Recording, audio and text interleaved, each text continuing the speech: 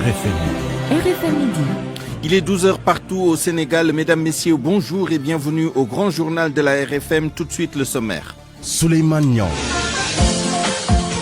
À la une du journal, l'affaire Iba Thiam, la jeune femme morte lors d'une soirée privée en plein couvre-feu. Les prévenus menacent de lancer une grève de la faim. Leurs avocats réclament leur jugement dans les meilleurs délais. Pendant ce temps, les chefs de parquet tiennent leur conférence annuelle. À cette occasion, le garde des Sceaux préconise la dématérialisation pour réduire les mandats de dépôt et les longues détentions. Covid-19 au Sénégal, nombre de cas repart à la hausse avec 33 tests positifs ce jeudi. Faut-il y voir un lien avec la réouverture des écoles? À suivre l'analyse d'Awambaye. Vent fort et houle dangereuse sur tout le littoral sénégalais entre jeudi soir et dimanche matin. La météo appelle à la plus grande vigilance. Notre dossier du jour portera sur les nombreuses fautes notées sur les documents administratifs et dans le communiqué du Conseil des ministres en particulier. Les titres de l'actualité internationale avec vous, Georges Détié-Diop, bonjour. Bonjour, Souleymane Niang, Burkina Faso, dans l'attente toujours des résultats de la présidentielle de dimanche dernier. L'annonce par la CENI était pourtant prévue ce matin à 10h. Guinée, l'opposant Cellou Dalein Diallo s'en prend à la communauté internationale. Il accuse l'Union africaine et la CEDEAO d'avoir accompagné Alpha Condé dans son hold-up électoral. En Éthiopie, le Premier ministre ordonne l'offensive finale contre les autorités du Tigré. La période de 72 heures qui leur était accordée pour se rendre est terminée. Puis, le procès du putsch manqué en 2016 en Turquie. 337 personnes condamnées à vie. Les titres sport, Chertidiane Diagne, bonjour. Bonjour à vous, Souleymane Niang, et nous allons parler du tournoi de qualification de l'Afrobasket à venir. C'est à Kigali, le Sénégal qui va effectuer cet après-midi sa deuxième sortie. Ce sera face au Mozambique à partir de 15h heure de Dakar. Hier, les Lions ont bien démarré avec une large victoire face à l'équipe du Kenya. Nous allons aussi nous intéresser à la Ligue Europa qui va reprendre ses droits avec la 4e journée en attraction Lille contre Milan AC de Zlatan Ibrahimovic. Et puis à point de vue, nous débattrons du budget 2021 du Sénégal à la mise en onde de ce journal. Aliouba.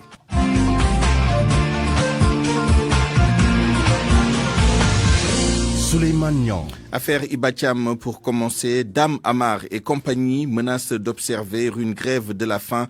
Après 8 mois de détention préventive, leurs avocats ont déposé une requête devant le procureur général de la Cour d'appel pour que leurs clients soient jugés dans les meilleurs délais. El Hadj Ndiogou Diène. Ils n'en peuvent plus de croupir en prison alors que le délai légal de 6 mois pour l'instruction est épuisé, raison pour laquelle les prévenus placés sous mandat de dépôt dans l'affaire Iba Thiam n'excluent pas de se faire entendre dans les prochains jours. Maître Ousmane Diagne est un de leurs avocats. Pour une affaire simplement correctionnelle encore une fois, que ces gens-là ne soient pas présentés devant la... Dans les prochains jours, Maître Ousmane Diagne est un de leurs avocats. Pour une affaire simplement correctionnelle encore une fois, que ces gens-là ne soient pas présentés devant la juridiction du jugement pour être jugés. Ils demandent aujourd'hui à être jugés. Ils ont épousé toutes les voies de recours. Toutes leurs demandes de liberté provisoire ont été rejetées et par le juge d'instruction et par la chambre d'accusation. N'étant plus en voie de réclamer autre chose à la justice que leur jugement, qui soit dans le désarroi pour envisager des solutions pareilles. La robe noire souligne que les choses traînent encore 2 mois après l'ordonnance de renvoi pour le jugement devant le tribunal correctionnel.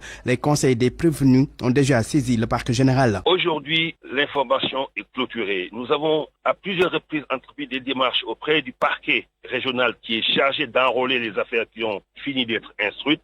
Nous n'avons aucune réponse. On ne nous donne même pas une explication. Le parquet étant hiérarchisé, nous avons saisi le parquet général près la cour d'appel par l'entremise du procureur général. Nous l'avons informé de la situation. Nous lui avons dit que nos clients sont en prison depuis 8 mois. L'information est clôturée depuis 2 mois. Nous ne savons pas pourquoi ils ne sont pas jugés. On ne nous donne aucune explication. Dans cette affaire, 5 des prévenus, à savoir Dame Amar, fils du défunt homme d'affaires Ahmed Amar, Ndiogou Bassel, Pape Diada Tal, Jacqueline Fatima Rigal dite Choupette et Alia Bakour, sont poursuivis pour association de malfaiteurs, usage de drogue, non-assistance à personne en danger et violation du couvre-feu. Le policier Lami Djedjou, qui les avait transportés à bord d'un moto, est lui poursuivi pour corruption et complicité de violation du couvre-feu. Les 2 autres, Amadou Nian et Loutiba sont en liberté provisoire. Tout ce beau monde avait été arrêté après la mort de Ribaba dans la nuit du 3 au 4 avril à la suite d'une soirée très arrosée dans un appartement privé aux Almadies en plein couvre-feu. Le certificat de genre de mort fait état d'un arrêt cardiaque à la suite d'une overdose. Pendant ce temps, les chefs de parquet tiennent leur conférence annuelle depuis ce matin. Le thème retenu cette année est table des infractions et dispositifs de collecte et de traitement d'informations judiciaires aux fins statistiques. Pour le ministre de la Justice, la dématérialisation peut aider à réduire les mandats de dépôt, mais aussi les longues détentions préventives. Les statistiques aussi pourront être disponibles pour faciliter le décompte des infractions. Compte rendu de cette conférence avec Salimata Aou. Cette plateforme peut être définie comme un répertoire de toutes les infractions. Elle va permettre la normalisation électronique de l'ensemble des infractions contenues dans le code pénal et textes spéciaux. Mor Ndiaye, directeur adjoint des affaires criminelles et des grâces au ministère de la Justice. Nous avons essayé de recenser l'ensemble des infractions UJT utilisées par l'ensemble des procureurs au niveau national pour pouvoir les consigner dans un document électronique. Il est possible parfaitement aujourd'hui, à partir de cette table, d'identifier une infraction. Vous avez, si vous consultez la table électronique, vous verrez par exemple que l'infraction de vol est bien définie avec toutes les circonstances aggravantes donc, qui sont liées à cette infraction. Par exemple, la personne a été déjà condamnée pour cette infraction. Lorsque l'utilisateur sur place, c'est-à-dire au niveau du parquet, aura certainement à renseigner cette plateforme, l'utilisateur précisera que cette personne a déjà fait l'objet de poursuites pour cette infraction. Avec cette dématérialisation, les longues détentions et mandats de dépôt seront bientôt un mauvais souvenir. Maître Malik Sall, ministre de la Justice, garde des Sceaux. Cette phase dans son application permettra, je ne dirais même pas de réduire, mais de définitivement mettre fin au système de longue détention préventive. Vous l'avez dit également, il y a des réformes, notamment le bracelet électronique. Ce bracelet électronique qui sera mis en place permettra pour l'essentiel d'éviter. Il y a énormément d'infractions, énormément de cas qui ne nécessitent pas le mandat de dépôt. Cette normalisation, si elle est réussie, va aussi faciliter la dénomination des infractions. Maintenant, si on a une dénomination commune, ça nous permet, bien entendu, au moment de la gestion de la collecte et la définition des statistiques, d'avoir un ensemble d'infractions avec la dénomination commune. Cette plateforme va aider la justice à aller vite car tout le système sera informatisé. Et puis cette affaire d'actes contre nature commis dans l'enceinte de la grande mosquée de Dakar qui défraie la chronique. Jamra, l'association pour servir le soufisme et l'ONG Dar al-Qur'an vont saisir le procureur de la République d'une plainte avec constitution de partie civile. Jamra et ses alliés dénoncent ces actes contre nature qui commencent à faire foison au Sénégal. Mamatar Gueye, le vice-président de Jamra, et ses camarades estiment que c'est lié à l'impunité qui sévit dans notre pays. Voici Mamatar Gueye au téléphone avec Barthélémy Ngom. Ce qui s'est passé en 2015, le 25 décembre, lors d'une nuit aussi bénie que la célébration de la naissance de Sayyidina Mohamed sallallahu alayhi wa sallam, 11 mariages homosexuels ont été célébrés à l'école Ibrahim Diouf. Et ces homosexuels, 2 jours après, ont été libérés. C'était la provocation. Pas plus tard que l'année dernière, au mois d'août 2019, toute la presse s'était fait l'écho d'une expédition punitive d'un gang d'une vingtaine de lesbiennes à Thiaré-Léona contre une ex-lesbienne qui, après avoir fait son mea culpa, avait décidé de regagner son domicile conjugal. Sa maison a été saccagée sous prétexte qu'elle les avait trahis. C'est de la provocation.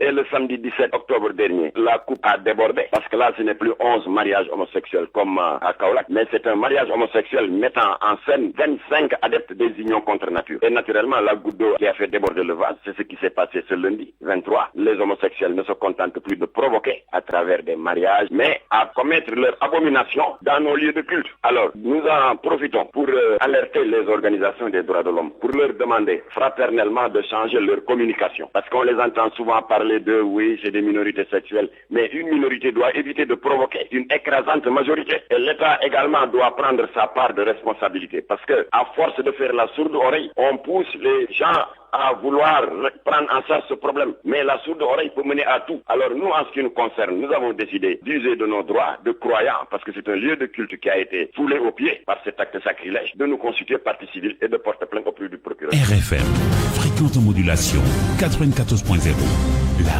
radio en puissance. RFM midi. 12h10, des vents forts pouvant atteindre 40 km à l'heure. C'est la prévision de l'Agence nationale de l'aviation civile et de la météorologie pour les 2 prochains jours sur la Grande Côte et Dakar. La météo annonce également une houle pouvant atteindre ou dépasser 2,50 m sur toute la côte à partir de vendredi, demain donc à 12h jusqu'au dimanche 29 novembre à 6h du matin. Selon le code couleur de l'ANACIM, il s'agit d'une alerte jaune. Autrement dit, les phénomènes dangereux prévus pourraient occasionner des accidents en mer. L'agence appelle les acteurs à se tenir au courant de l'évolution de la situation et à suivre les conseils de sécurité émis par les pouvoirs publics. Ce qui nous amène à parler de l'immigration clandestine. Des études ont révélé qu'il y a une forte demande en plomberie dans le département de Rufisque. Les 3 communes de la ville, en partenariat avec la coopération allemande, ont formé 45 jeunes dans cette filière. Une démarche qui peut lutter contre le phénomène de l'immigration clandestine selon les initiateurs. Compte rendu, Abdou Diouf Diagne. Ces études ont servi de base à la coopération allemande. 45 jeunes issus des 3 communes de Rufisque ont bénéficié d'une formation accélérée en plomberie. Une formation qui va forcément contribuer à régler le problème de l'employabilité des jeunes, selon le conseil technique du programme Réussir au Sénégal, André-François Faye. Ces jeunes-là, aujourd'hui, compte tenu de la situation actuelle, doivent être formés, doivent avoir une qualification. Le programme va les accompagner. Donc nous, après cette formation-là, nous allons transférer cette cible-là à notre composante entrepreneuriat qui va prendre en charge l'accompagnement de ces jeunes-là. Si vous le constatez bien, ces jeunes, en plus de ces attestations, on leur a doté de kits, de petits outillages pour leur permettre également d'assurer un petit accompagnement. Une discrimination positive sera faite à l'endroit de ces jeunes, informe le maire de la commune de Rufisque-Est. Boubacar Albendoy estime qu'ils seront utiles pour la mise en œuvre des travaux entrepris par les différentes mairies. En tant que collectivité, nous lançons des marchés, des appels d'offres. Peut-être qu'il sera très difficile pour une petite structure d'en gagner, mais on peut les mettre en rapport avec des entrepreneurs pour faire de la sous-traitance et faire beaucoup de choses. Pourquoi il y a des opportunités qui sont en perspective et nous essayerons quand même de les accompagner. Et sur ce plan-là, on a ciblé des formations pour permettre quand même à l'intercommunalité de pouvoir exercer pleinement ses missions. Ces 45 jeunes qui ont reçu leur attestation devant un public venu nombreux ont été tous formés au centre sectoriel de formation au métier du bâtiment et des travaux publics de Diamniadio. RFM Rufisque, Abdou Diouf Diagne. Le Centre des hautes études de défense et de sécurité poursuit son tour du Sénégal pour recueillir la perception de la population, ce en vue de l'élaboration de la stratégie de sécurité nationale. La mission du CHEDS était à Kolda, région où l'enjeu sécuritaire est très important. Correspondance Abdoulaye Diallo.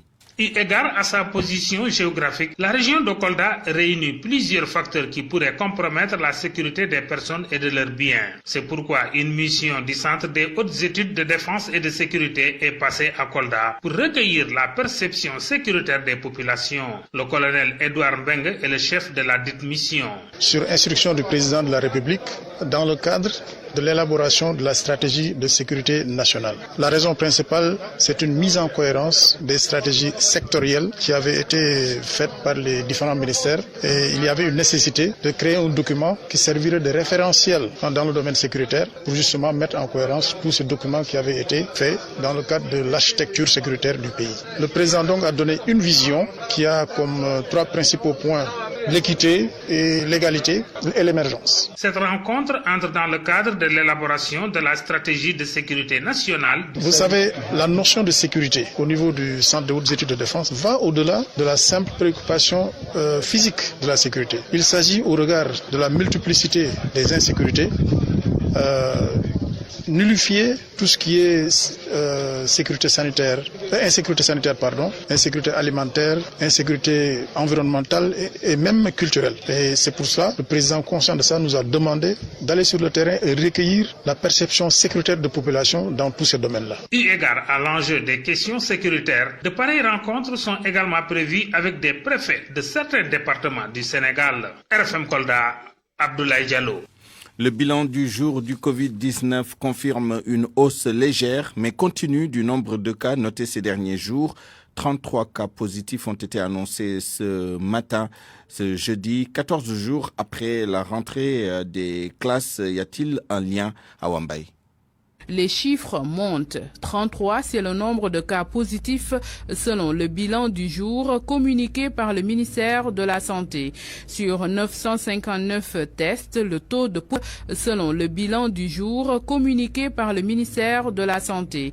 Sur 959 tests, le taux de positivité a atteint 3,44%. Un léger rebond qui indique que le Covid-19 est toujours présent malgré cette tendance baissière que l'on note depuis plusieurs semaines dans notre pays. À 33 cas positifs, les chiffres équivalents remontent au 7 octobre dernier. 19 tests confirmés Covid-19 issus de la transmission communautaire sont aussi relevés, un indice sur la circulation encore active du coronavirus au moment où l'on constate un relâchement sur les gestes barrières. Une autre observation, cette progression des chiffres est notée 14 jours après la rentrée des classes. RFM, l'info, c'est ici. L'info, c'est ici. Les habitants de Ndorong Wolof, situés dans le département de Foundiougne, vivent un véritable calvaire. Le village est très enclavé et en période hivernale, il est quasiment impossible pour les populations de se déplacer, même se faire soigner dans les postes de santé des villages environnants devient très compliqué. Aminata Goudjabi. Même sur une moto ou encore à bord d'une voiture, le voyage vers Ndorong Wolof peut être très long en raison de son enclavement. Il est d'ailleurs arrivé que des étrangers s'égarent en ralliant ce village selon les habitants. Pas de pistes de production praticables, encore moins de routes bitumées et les problèmes de mobilité des habitants s'accentuent en période d'hivernage. Dim Mohamed Gaye, rencontré devant la grande mosquée du village, décrit leur calvaire. Si vous avez pu arriver jusqu'ici, c'est parce qu'il ne pleut plus, mais en période d'hivernage, ce serait impossible. Nous avons de sérieux problèmes pour nous déplacer. Ousmane Diop, un agriculteur trouvé dans son champ d'arachide. Parce que même pour sortir à pied, même c'est difficile, sans parler maintenant de charrette ni voiture. Nous, on est obligé de faire la déviation. Nous sommes dans une zone enclavée, très enclavée même. Ndorong Wolof n'abrite pas de structure sanitaire. Pour se soigner, les habitants doivent se rendre à Ndiaye, le village voisin, et le voyage se fait dans des conditions très difficiles. Le poste de santé de Ndiaye n'est pas trop loin, il faut le reconnaître. Mais c'est l'état de la route qui est très mauvais. Pour amener un malade ou une femme enceinte, nous sommes obligés de faire de nombreuses déviations. Vous savez, nous sommes à 8 km de Passy, mais pour s'y rendre, nous perdons énormément de temps à cause des déviations. Une situation confirmée par Khadi Sissé, Badianougor. En période d'hivernage, moi je ne dors presque pas, parce qu'à tout moment, on peut m'appeler pour accompagner une femme qui doit accoucher. Imaginez la douleur d'une femme enceinte qui voyage en charrette sur ces routes. Le calvaire de ces habitants de Ndorong Wolof, situés dans la commune de Diosong, dure depuis des décennies. Ils sollicitent donc l'aide de l'État. Aminata Goudjabi, Fatick RFM. Allons maintenant à l'Assemblée nationale où les députés entament aujourd'hui le marathon budgétaire, l'examen du budget 2021 en séance plénière. La journée d'aujourd'hui est consacrée aux considérations générales au budget des institutions, notamment la présidence de la République, l'Assemblée nationale, le Haut Conseil des collectivités territoriales, le Conseil économique, social, environnemental, ainsi que les juridictions judiciaires. Et il s'agira également de parler des recettes et de la dette. En direct avec nous, à l'hémicycle, Amadou Sabarba, bonjour. Bonjour Souleymane Niang. Est-ce que le marathon a commencé? Oui, depuis 10 heures. Et comme vous l'avez dit, le projet de loi de finances pour l'année 2021 est estimé à 4 589,15 milliards de francs CFA contre 4 215,2 milliards de francs CFA pour l'année 2020, soit une hausse de 373 milliards en valeur absolue et 8,9%. Alors ce projet de budget est réparti comme suit. Les recettes sont arrêtées à 3 090 milliards alors que le financement du déficit est de 743,9 milliards. Pour le financement principal de la dette, il est chiffré à 619,3 milliards de francs CFA et la pression fiscale est attendue à 17,1% du PIB contre 16% pour l'année 2020. Pour les charges financières de la dette Souleymane, elles sont chiffrées à 327 milliards pour l'année 2020 contre 364 milliards dans la loi de finances 2020, soit une baisse de 37 milliards de francs CFA. Alors, s'agissant des dépenses en capital sur les ressources externes, elles vont connaître une progression de l'ordre de 82 milliards de francs CFA. Alors, pour l'année 2021, le ministre des Finances a promis devant les députés de travailler dans le cadre d'une stratégie de recettes à moyen terme, c'est-à-dire aller vers une meilleure modernisation des administrations fiscales et douanières, c'est-à-dire lutter contre les fraudes fiscales, incitation au civisme fiscal et l'élargissement de l'assiette fiscale avec un allègement des procédures. Alors, Souleymane, dans la lecture du rapport de la Commission des finances de l'Assemblée nationale, des députés ont souligné des lenteurs notées dans l'exécution de plusieurs projets du plan Sénégal émergent. Ils ont également dénoncé l'augmentation du budget de certaines institutions constitutionnelles, notamment l'Assemblée nationale, le Conseil économique, social et environnemental et le Conseil pour les collectivités territoriales. Ils se sont même interrogés sur les fonds destinés à l'honorariat des anciens présidents du Conseil économique, social et environnemental. Des parlementaires Souleymane ont plaidé en faveur du ministère de la Santé et de l'Action sociale pour une augmentation de son budget ainsi que la mise à niveau des médecins, réanimateurs et urgentistes. Alors, Souleymane, les discussions sont en cours et comme vous le savez, avec la même ambiance au niveau de l'hémicycle. Merci Amadou Sabarba. Nous continuerons de suivre ce marathon tout au long donc de cette session budgétaire à l'Assemblée nationale avec vous et l'ensemble de nos reporters qui seront sur place dans les prochains jours. Merci. RFM. L'actualité internationale.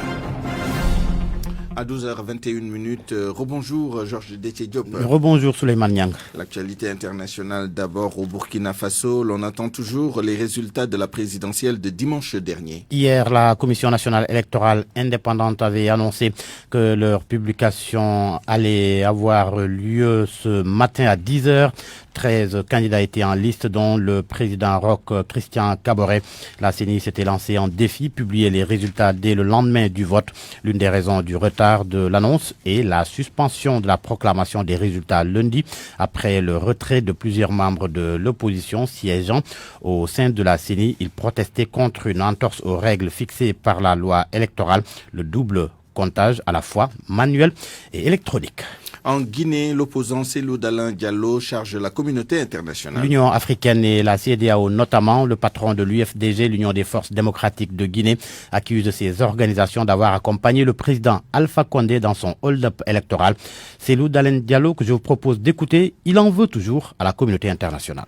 J'ai déploré la timidité ou l'absence parfois de toute réaction de la part des organisations internationales, notamment des organisations africaines, c'est-à-dire la CEDEAO et l'Union africaine, qui, on peut dire, ont accompagné le tyran dans l'organisation du hold-up électoral et dans la reconnaissance donc de sa prétendue victoire. Tout le monde savait qu'il violait le protocole additionnel de la CEDEAO relatif à la bonne gouvernance et à la démocratie, mais personne n'a levé le petit doigt au nom de la CEDEAO pour protester contre cette modification de la Constitution qui est en réalité un coup de force, tout comme il s'agissait d'un coup d'État militaire. Pour se maintenir au pouvoir à 7 mois de la fin du second et dernier mandat, il décide de changer de constitution pour se maintenir au pouvoir.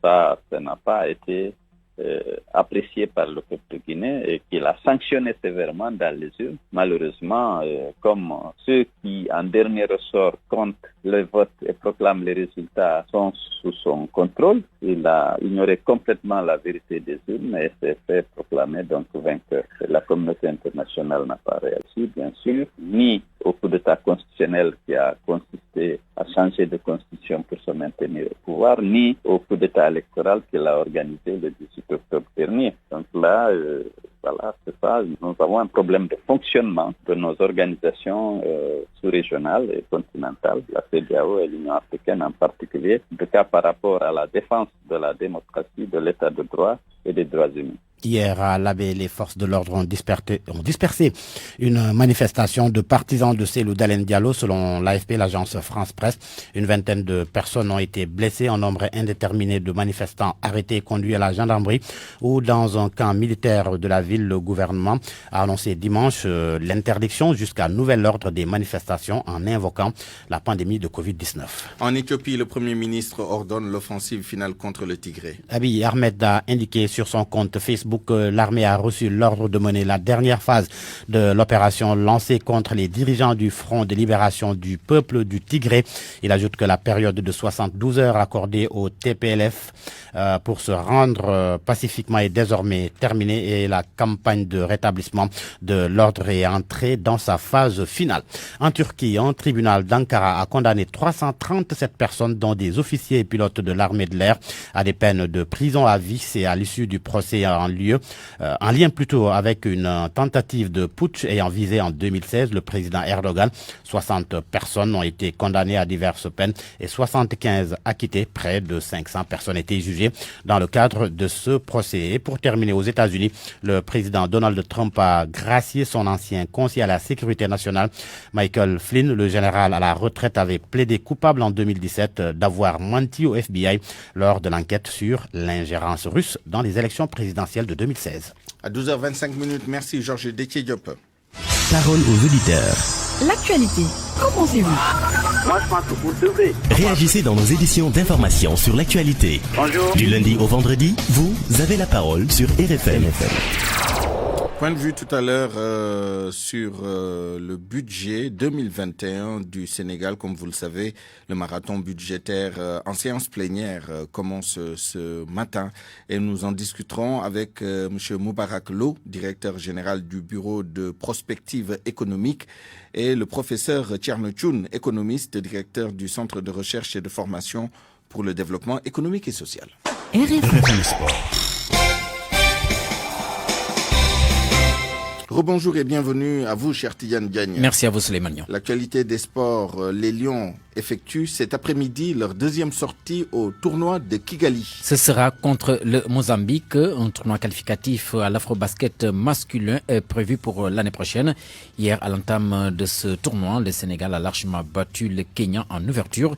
Il faudra noter que la rencontre contre le Mozambique est prévue à partir de 15h, temps universel.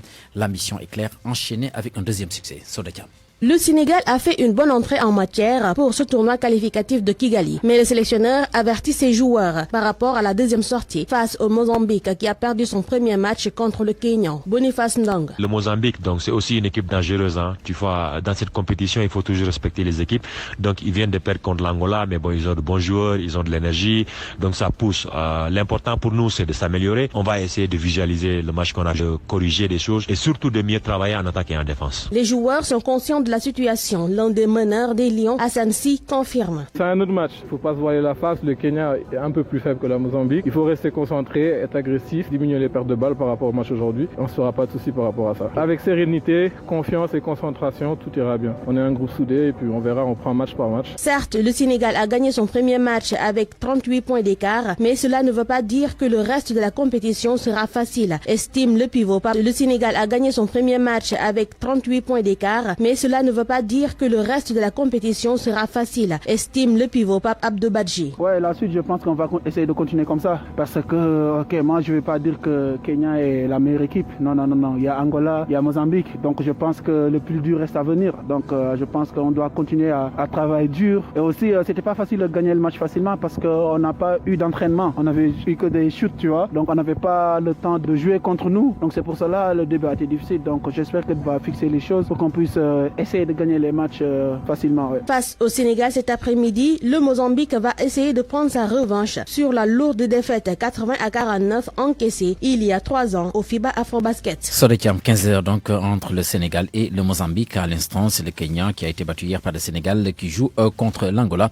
À 18h, le Mali va en découdre avec l'équipe du Rwanda qui est par ailleurs le pays hôte de ce tournoi de préqualification pour l'Afrobasket à venir. Le Sénégal a lancé ce matin sa liste des 12 lionceaux retenus C'est pour prendre part à l'Afrobasket masculin chez les U18. Le tournoi se déroule au Caire au mois de décembre. Parmi les sélectionnés, 5 expatriés et 4 autres ayant déjà pris part au mondial de la catégorie. Madiane Fall, le sélectionneur que nous allons écouter avec Sodekam toujours. Nous sommes vraiment vers la dernière ligne droite de notre préparation en vue donc du championnat d'Afrique de basketball. Et que hier, à l'issue donc du match amical qu'on a joué contre l'équipe de Thiès, le groupe donc de 12 a été dégagé. Un groupe vraiment homogène qui comporte donc, comme nous le voulons dans le basketball moderne, des meneurs, des ailiers forts et des pivots. C'est un groupe vraiment homogène comme je l'ai dit, composé d'expatriés aussi et des joueurs qui sont issus du championnat local. Parmi les expatriés, nous avons Ibou Dianko Badji de Barcelone, Elhadji Ngom qui joue à Baskonia, Pape Abdoulaye Sow aussi qui joue à Baskonia, Pierre Oualissen qui nous vient de Malaga et Khalifa Ababakar Diop qui joue à la Grande Canaria. Et les autres aussi sont issus de ce championnat-là. Voilà, nous sommes en train donc de faire cette réglage sur le plan technico-tactique. Pour l'instant, les gosses comprennent ce que nous faisons et c'est l'essentiel. Et que, Inch'Allah, avant donc de rallier le Caire, on fera tout pour mettre tout un chacun dans le même degré de compréhension de ce que nous faisons et de notre philosophie de jeu.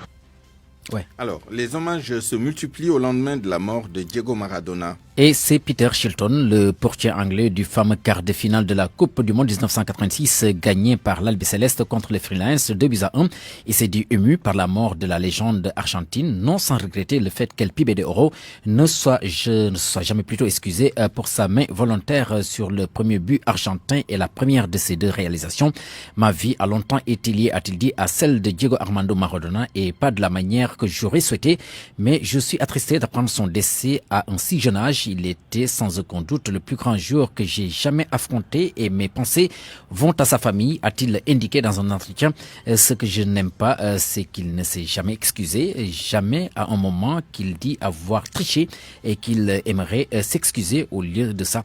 Et Diego Armando Maradona a utilisé l'expression « la main de Dieu ». Ce n'était pas juste. Il semble qu'il avait de la grandeur, mais malheureusement, aucun esprit sportif, une manière bien particulière, en tout cas, d'apporter son témoignage. Et puis, Suleiman, nous allons enchaîner sur la Ligue Europa, la Ligue Europa, en Europe, avec la 4e journée qui va se jouer dès ce soir à partir de 17h55. Le Sporting Braga qui va accueillir Leicester. Arsenal est en déplacement en Norvège face à Molde. Lille-Milan semble être le choc de cette journée. Spartak de Prague contre Celtic Glasgow est aussi prévu à partir de 17h55. À 20h, la seconde série de rencontres, ce sont les Français de Nice qui accueillent le Slavia de Prague, c'est des Tchèques. Cluj, les Roumains, jouent contre l'AS Roma de l'Italie. Rijeka est en déplacement en Italie face au Napoli de Kalidou Koulibaly. Tottenham joue à la même heure à 20h contre la formation de Ludogorets. Rugby, une Sénégalaise à l'honneur. Oui, il s'agit de Fatou Camara Sène. C'est la chargée de communication de la Fédération de rugby du Sénégal. Elle a été choisie par Rugby Afrique pour participer à la campagne Try and Stop Us. Il s'agit de raconter des histoires pour une meilleure vulgarisation de la discipline chez les femmes sur le continent. Elles seront 12 femmes à animer cette campagne de Rugby Afrique. Nous allons l'écouter, des propos recueillis par Youssou Boyan. Cette année, nous sommes au nombre de 12 choisis par Rugby Afrique, bien sûr, sur une soixantaine de candidates. Et donc, c'est une fierté pour moi, pour le Sénégal, pour le rugby sénégalais, de faire partie de ces 12 ambassadrices qui ont pour mission, durant toute une année, de mettre en place des projets pour le développement du rugby féminin. Et quand on parle de développement, c'est vraiment du terrain jusqu'à l'administration. Aujourd'hui, nous avons le devoir d'attirer beaucoup plus de filles, beaucoup plus de femmes dans le milieu du rugby et leur faire savoir aussi qu'elles peuvent intégrer donc les fédérations de rugby, pas seulement en tant que joueuses, mais elles peuvent devenir des arbitres, des officiels de match et faire partie aussi de l'administration et faire bénéficier du rugby leurs compétences. Aujourd'hui, c'est notre rôle, c'est vraiment la mission qui nous a été assignée par Rugby Afrique en tant qu'inarrêtable, en tant qu'unstoppable. Et comme on dit, on est inarrêtable une fois et on le devient pour toute la vie. Voilà, la discipline de la balle ovale, donc, qui met un terme à cette page des sports, Suleiman. Merci, cher Tidiane Diagne. Venons-en maintenant au dossier de ce midi qui porte sur les fautes notées dans les documents administratifs, surtout sur le communiqué officiel du Conseil des ministres. Selon des fonctionnaires à la retraite, il y a plusieurs problèmes.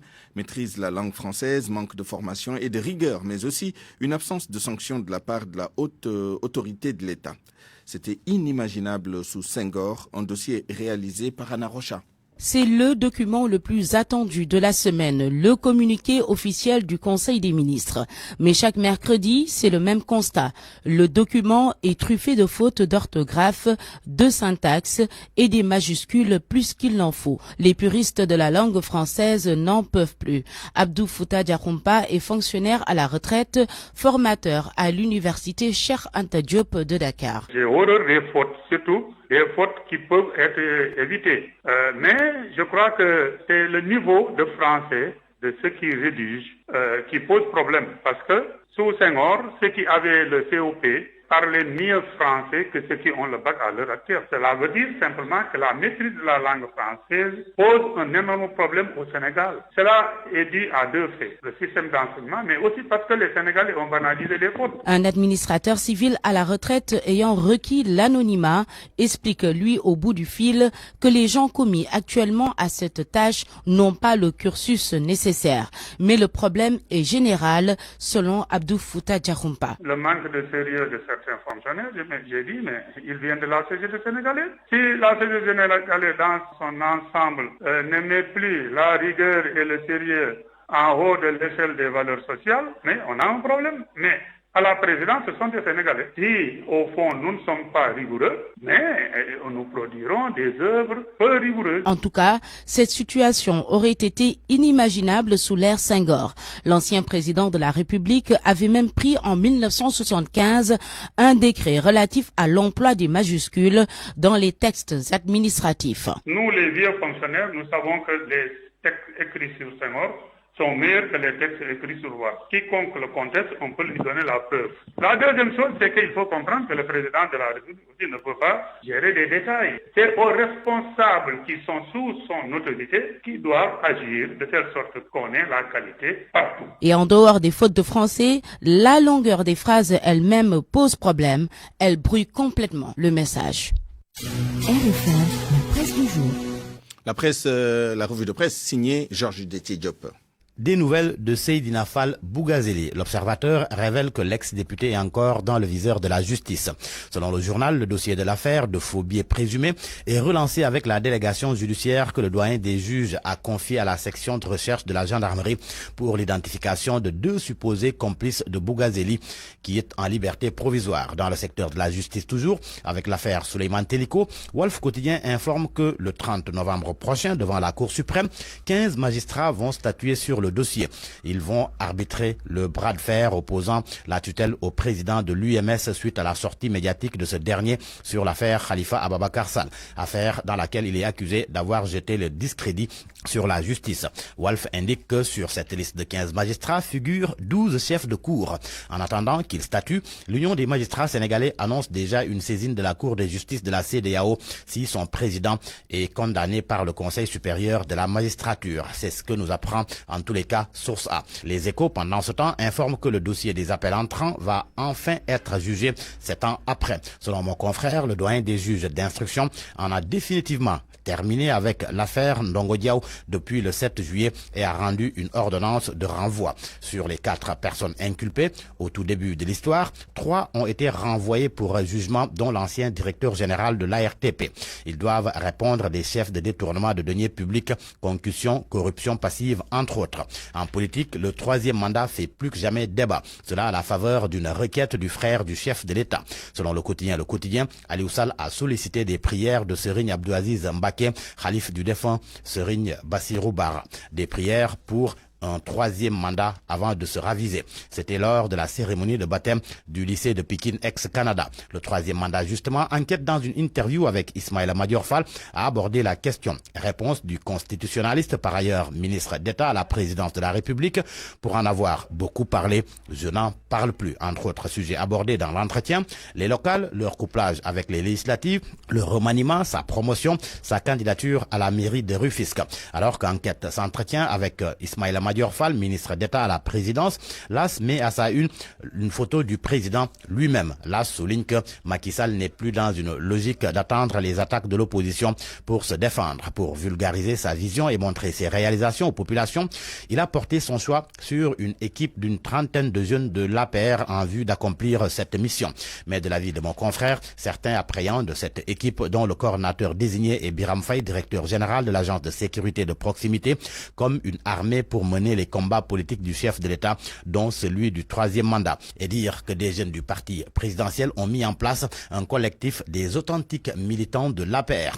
L'info barre la une de Tribune qui rapporte qu'ils ont décidé de lancer le combat contre leur mentor et tire à bout portant sur les transhumants. Entre autres initiateurs du collectif, Thiaï Diaby, Ibrahim Pouy, Djilisek, Pape Ndiamedion, René-Pierre Yehoum. À la une de Sud Quotidien, autorisation d'ouverture de la pharmacie El Hadj Yaré à la cité Keur Gorgui par fin de scandale. C'est un arrêté signé par le ministre de la Santé qui suscite l'indignation. Selon Sud, l'affaire profite à l'épouse du ministre de l'Emploi Dame Diop, Dr Ndeye Domfal, au détriment de la pharmacienne Dr Colette Gay. Pourtant, souligne le journal, la Cour suprême avait ordonné l'annulation de la décision du directeur de la pharmacie et du médicament portant rejet de la demande d'autorisation d'officine de pharmacie sise à la cité Keur Gorgui au profit du Dr Colette Gay. Un coup d'œil à présent dans le journal Vox Populi, il est question des conséquences de la maladie dermique des pêcheurs. Les vendeurs de poissons guettent les clients qui se font désirer. Tenaillés par la peur, des Sénégalais se refusent à manger du poisson malgré les assurances des autorités. Résultat, les vendeurs, selon Vox Populi, bradent leurs poissons à vil prix pour s'en sortir. Sport pour terminer, la mort de Diego Armando Maradona. Il est décédé hier à l'âge de 60 ans des suites d'un malaise cardiaque. Le dieu du foot retrouve la main de Dieu, s'exclame Stade. La fin d'une icône mondiale renchérie. Enquête, Le Soleil parle de fin de match pour une légende. Pour l'As, une étoile du foot s'éclipse. Dans Record, Maradona. Il est sénégalais. Dans l'Observateur, Maradona raconté par El Hadj Diouf, Roger Mendy, Ben Badi et Laïdiao. À vos kiosques et bonne lecture.